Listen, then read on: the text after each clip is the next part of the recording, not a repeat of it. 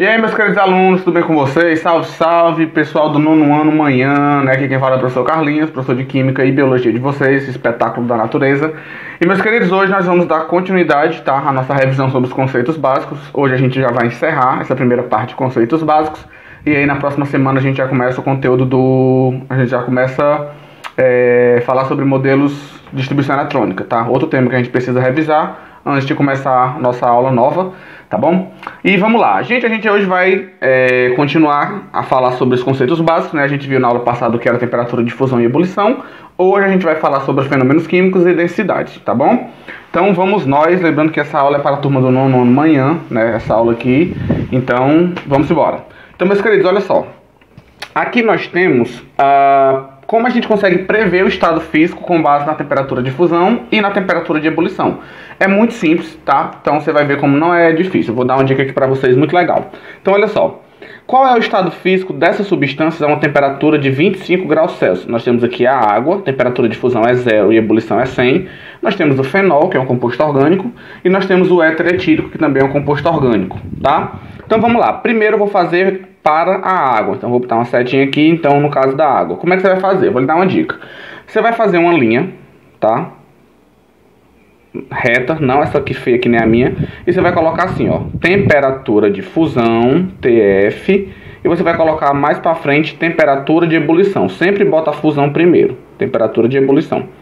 E aí você vai fazer o seguinte, você vai colocar os valores da temperatura de fusão e ebulição da substância que você quer analisar. Então no caso da água, nós vamos colocar aqui, ó, 0 graus e aqui 100 graus. Lembrando que a questão sempre vai lhe dar esses valores, tá? Pronto, e agora, Carlinhos? Agora você vai lembrar o seguinte, você vai lembrar, vou até mudar aqui a cor da tinta, vou colocar aqui de azul. Você vai lembrar que como a temperatura de fusão é a temperatura que a substância passa do sólido para o líquido, qualquer valor abaixo da temperatura de fusão é porque a substância ainda está no estado sólido. Qualquer valor entre a fusão e a ebulição, líquido, passou da ebulição, gasoso. Sempre vai ser assim. Carlinhos, se for exatamente no valor da temperatura de fusão, se for exatamente a 0 graus, aí você vai ter o sólido e ao mesmo tempo você vai ter o líquido, né? Porque está uma transição, o sólido ainda está se transformando no líquido. E se for exatamente na temperatura de ebulição, você vai ter ao mesmo tempo o estado líquido e o estado gasoso. Então agora vamos para a questão, olha só. Qual é a temperatura, qual é o estado físico da água a 25 graus? Carlinhos, 25 é maior do que 0 e é menor do que 100. Então 25 estaria aqui, nessa região aqui. Ou seja, então a água a 25 graus ela é líquida, tá bom? Então você vai fazer sempre assim. Vamos lá. Para o exemplo do fenol, vou colocar o exemplo do fenol aqui embaixo, ó. Para o exemplo do fenol, mesma coisa. Faz a linhazinha, escreve aqui temperatura de fusão e escreve mais para frente temperatura de ebulição. Agora vamos lá. E aí você coloca os valores. Carlinhos, vai ser 0 e 100 de novo? Não, 0 e 100 foi para a água. Cada substância tem a sua temperatura de fusão e ebulição. No caso do fenol, a temperatura de fusão é 43 e a temperatura de ebulição é 182. Então vamos lá. Agora é só analisar. Lembra, ó, sólido, líquido, gasoso. Então vamos lá, Carlinhos. A 25 graus, 25 é menor do que 43, então 25 está nessa região aqui, ó. Como 25 está abaixo da temperatura de fusão, então o fenol a 25 graus ele está no estado sólido, tá certo? Então agora para encerrar, vamos fazer do éter. Vou fazer o do éter de outra cor, vou fazer o éter de preto mesmo. Então vamos lá, ó, o éter. Vou dividir aqui, separar aqui, pronto. Para o caso do éter, vai ficar assim, ó. Faz a linha, temperatura de fusão, temperatura de ebulição. Carlinhos, quais são os valores da temperatura de fusão e ebulição do éter? Menos 117, cuidado com o número negativo, tá? E a temperatura de ebulição é 78. Então vamos lá. Carlinhos, 25 é maior do que menos 117, mas é menor que 78. Lembra, ó, sólido, líquido, gasoso. Carlinhos, 25 está aqui, ó. É maior do que menos 117, mas é menor que 78. Então, o éter etílico a 25 graus está líquido, tá bom? Sempre você vai fazer assim, gente, temperatura de fusão e ebulição, bota os valores, sólido, líquido e gasoso, e é só você comparar o valor se ele está na região do sólido, do líquido ou do gasoso, tá bom? Só uma observação.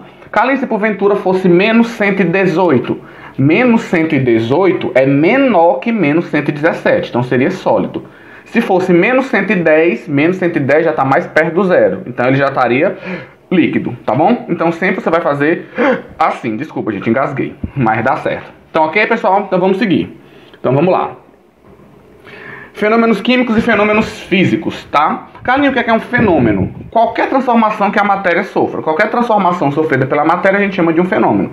E esses fenômenos eles podem ser físicos ou químicos. Um fenômeno físico é toda alteração na estrutura física da matéria, que não vai provocar mudança na sua composição.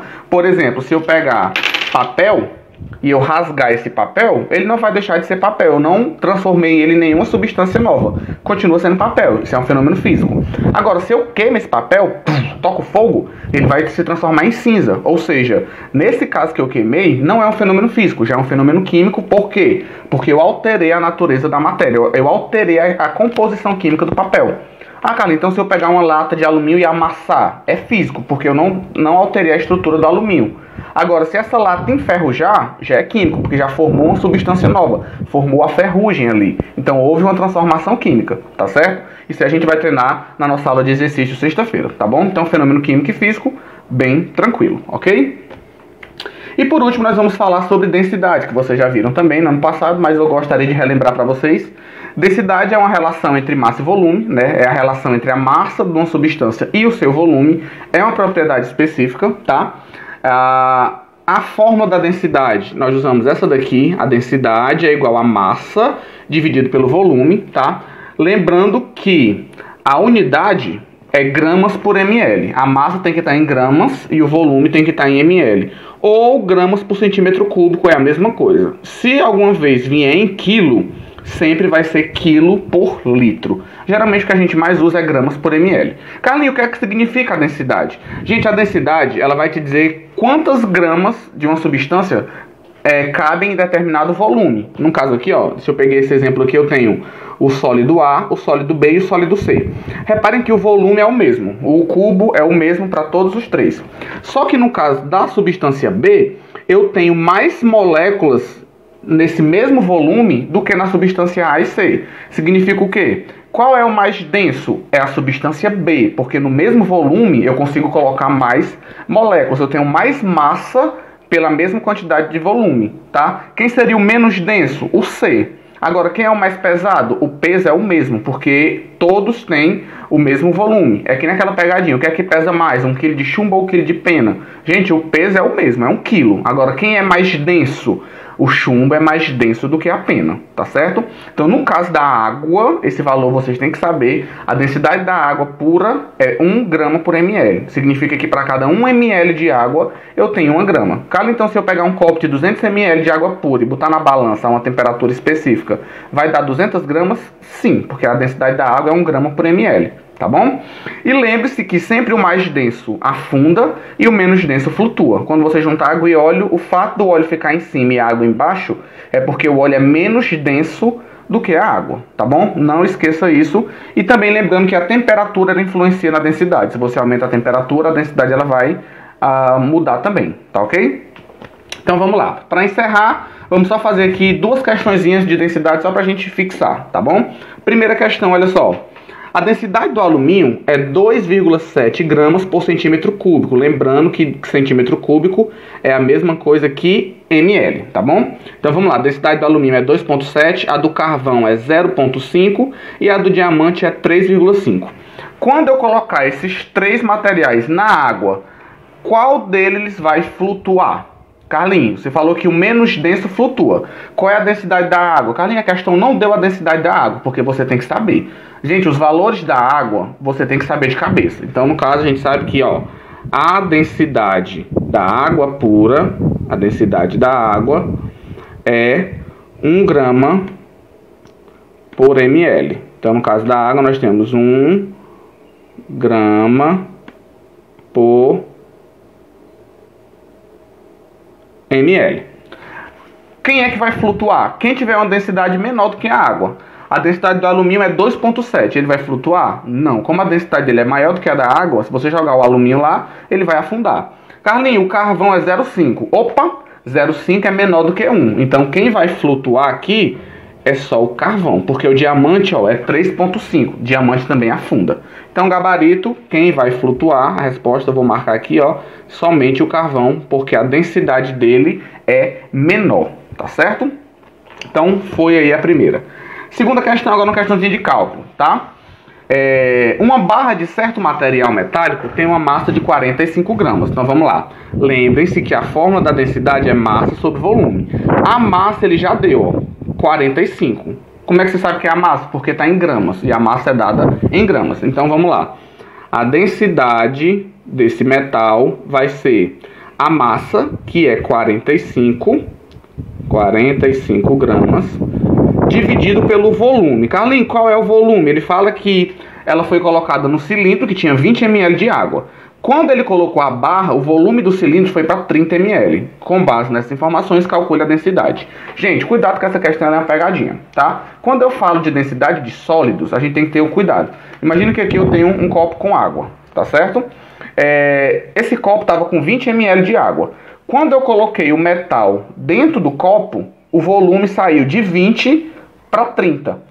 Quantos ml de água foi deslocado? De 20 para 30, deslocou 10 ml, né? 10 ml de água foram deslocados.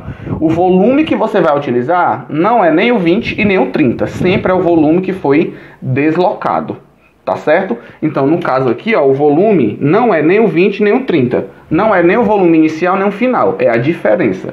Então, o volume aqui que nós vamos utilizar vai ser 10 ml. Carlinhos, eu sempre vou fazer isso quando for questões que ele fala que tinha um volume inicial e depois o volume aumentou, você vai fazer isso. Se não, se ele disser só assim, o volume do material é 30 ml, então acabou, você vai usar o 30. Mas se ele falar, olha, tinha um becker com água, eu coloquei o material, o volume era 50 e depois foi para 70. Aí você vai usar sempre a diferença, tá bom? Então agora ficou fácil, né? Já está em ml, então vamos só dividir. 45 dividido por 10, a densidade do meu material é de 4,5 unidade, tá? Não esqueça da unidade. Gramas por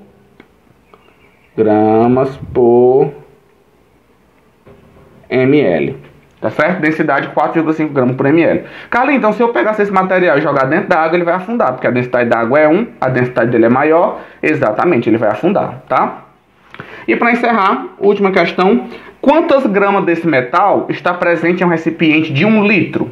E agora, Carlinhos, como é que eu vou saber? Gente, agora ele quer saber quantas gramas. Agora ele quer saber a massa. Então essa daqui, deixa eu separar aqui. Essa daqui foi a resposta do item 2. E agora eu vou fazer o item 3, utilizando a mesma densidade.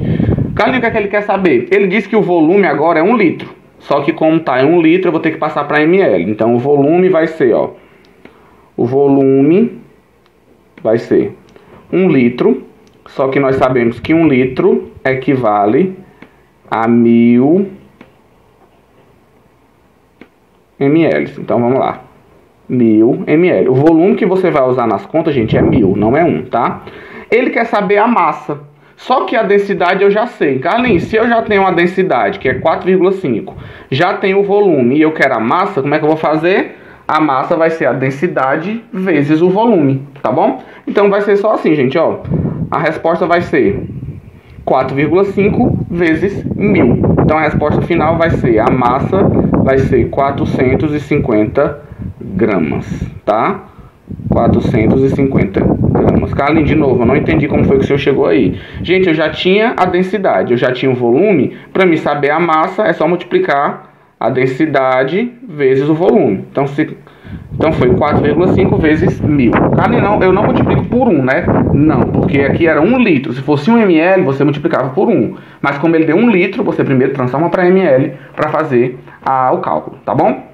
Então, meus queridos, é isso. A gente vai terminar por aqui, tá? Na próxima aula a gente vai fazer mais algumas questões só para fechar essa primeira parte de revisão. E na semana que vem a gente começa a nossa matéria nova, tá bom? Espero que vocês tenham gostado e até a próxima.